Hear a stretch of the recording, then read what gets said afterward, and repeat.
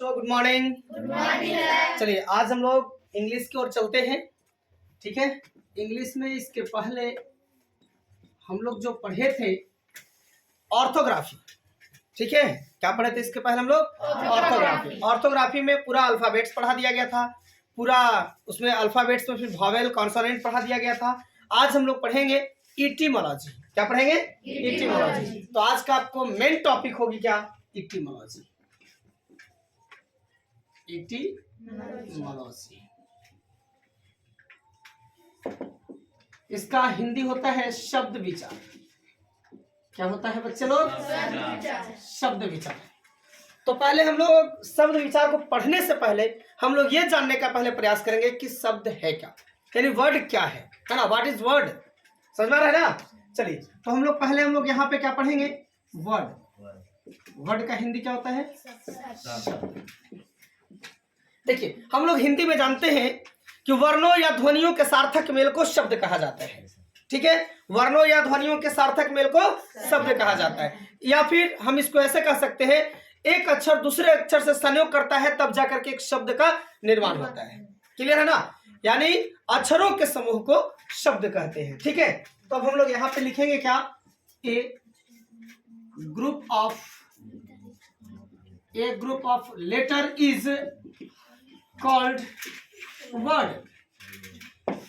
Clear है? A group of letter is called word. यानी इसका अगर हम लोग यहाँ हिंदी देखेंगे तो क्या? अक्षरों के समूह को शब्द कहा जाता है।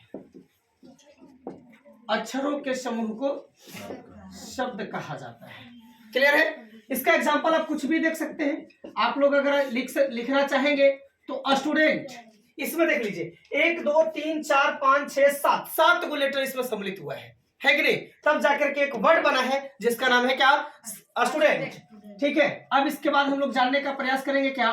Teacher, etc. देख लीजिए 1 2 3 4 5 6 7 है कि नहीं है? तभी हम लोग समझते हैं कि स्टूडेंट और टीचर के बीच रिलेशनशिप बहुत बढ़िया होता है कि नहीं है? दोनों में क्या क्या चीज है? 7 लेटर है कि नहीं है? चलिए अब हम लोग यहाँ पे शब्द तो जान गए, अब हम लोग जानने का प्रयास करेंगे शब्द भेद। क्या जानने का प्रयास करेंगे? शब्द भेद, जिसका नाम है क्या? Parts of speech. Parts of speech, इसको ही हम लोग बोलते हैं हिंदी में क्या? शब्द भेद।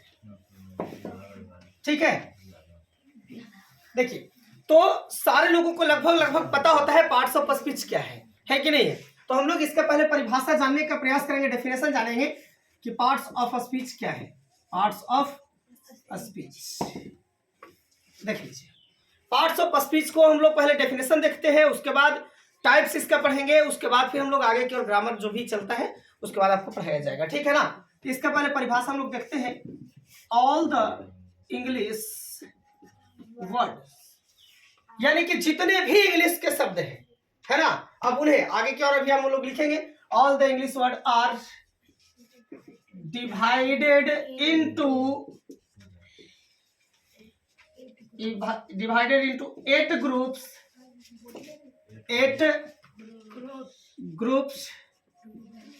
according to the work they do in a sentence. Each group is called parts of speech। देखिए ये इसका पूरा डेफिनेशन है पार्ट्स ऑफ स्पीच का, है कि नहीं है? All the English word are divided into 8 groups according to the work they do in a sentence. Each group is called parts of speech. यानी कि अंग्रेजी में, इसका हिंदी भी हम आप लोग को लिख देते हैं। अंग्रेजी में जितने भी शब्द हैं, जितने भी शब्द हैं उन्हें या उनको, है ना, ऐसे लिख सकते हैं उन्हें। देखिए यहाँ पे क्या है? उन्हें वाक्यों में कार्य एवं प्रयोग के आधार पर, कार्य एवं प्रयोग के आधार पर, प्रयोग के आधार पर 8 भागों में बांटा गया है ना। इनमें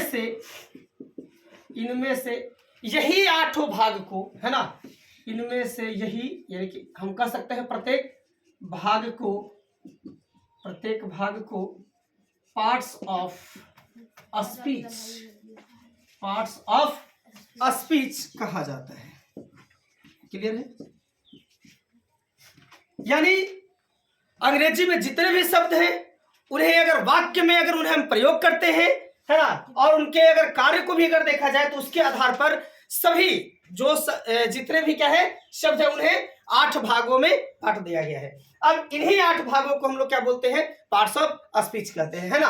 अब अगर आपसे अगर कभी पूछता है कि how many types of parts of speech, है ना, how many types of parts of speech, तो हम लोग कह सकते हैं क्या? There are 8 types of parts of speech. Clear है कि नहीं? चलिए यहां पे हम लिखते हैं काइंड्स ऑफ या types of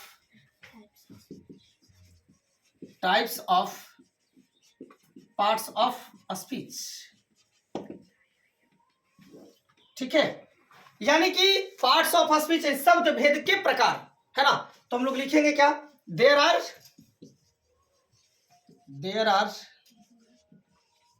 8 types of parts of speech, है ना।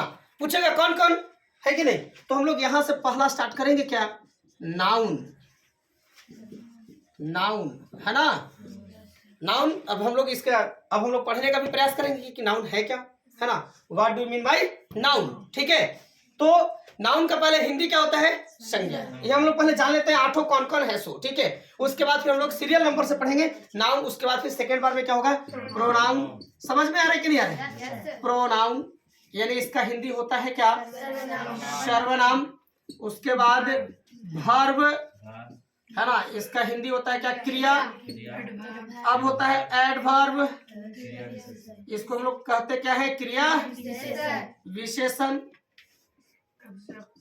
उसके बाद हो जाता है एडजेक्टिव, यानी खाली विशेषण, है ना। अब उसके बाद छठा टाइप हम लोग समझने का प्रयास करते हैं, प्रीपोजिशन। क्या हो जाता है? प्रीपोजिशन, संबंध बोधक अव्यय, इसको नाम है हिंदी में संबंध बोधक अव्यय। अब उसके बाद कंजक्शन यानी संयोजक अव्यय, इसको बोलेंगे हम लोग संयोजक अव्यय, इसका हिंदी में बोलते हैं। और उसके बाद लास्ट है क्या? इंटरजेक्शन। क्या है? इंटरजेक्शन, विस्मयादि बोधक अव्यय, इसका हिंदी में हम लोग क्या बोलते हैं? विस्मयादि बोधक अव्यय, है ना। तो हम लोग अब देखिए यहाँ पे क्या है, पूरे जो भी 8 टाइप्स थे आपको यहाँ पे लिखवा दिया गया। फर्स्ट क्या था? नाउन। सेकंड क्या था? प्रोनाउन। थर्ड क्या चीज था? वर्ब। अगला क्या चीज था? एडवर्ब। उसके बाद एडजेक्टिव, उसके बाद प्रीपोजिशन, उसके बाद कंजक्शन, उसके बाद इंटरजेक्शन, है ना। सबका हिंदी भी बगल में लिख दिया गया है। समझ में आ रहा है ना। अब हम लोग स्टार्ट करेंगे कहां से? नाउन से। इसके बाद जो है आपको आगे का जो क्लास रहेगा वो क्या रहेगा? नाउन। और जब तक हम लोग पूरा नाउन नहीं पढ़ लेते हैं तब तक हम लोग फिर प्रोनाउन में एंट्री नहीं करने वाले हैं। समझ में आ रहा है कि नहीं आ रहा है? हाँ, तो ये नहीं कि ज्यादा आप लोग ये ज्यादा इधर उधर ध्यान नहीं दीजिएगा, है ना। और एक तो ऐसे भी कहा जाता है अटैचमेंट ऑलवेज हर्ट, है ना। लगाव हमेशा क्या होता है? कष्ट पहुंचाता है कि नहीं है? हाँ, तो आप लोग याद रखेंगे इस चीज को, ठीक है ना। बाकी आप लोग जो है जैसे जैसे पढ़ाया जा रहा है बहुत अच्छे से आप लोग भी इसको समझने का प्रयास कीजिएगा। पूरे ग्रामर जो है आपको बहुत अच्छे से समझा दिया जाएगा। ठीक है, चलिए।